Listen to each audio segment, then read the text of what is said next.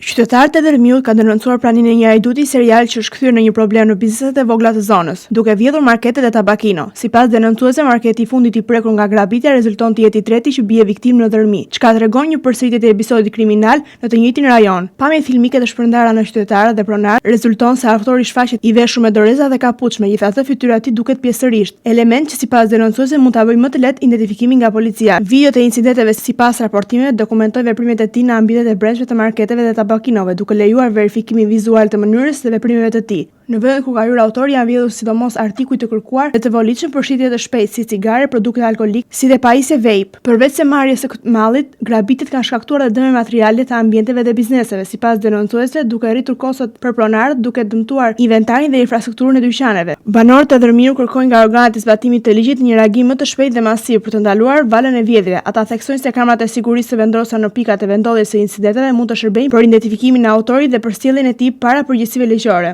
Denoncimet kanë nxitur presion publik që policia të hetojë mbledhjen e provave filmike dhe të kryejë kontrolle të mundshme për kapjen e personave të përfshirë në këto vjedhje. Rastet e përsëritura të vjedhjeve dhe dëmtimeve materiale kanë shqetësuar komunitetin lokal, i cili pret veprime konkrete nga institucionet përgjegjëse për sigurinë.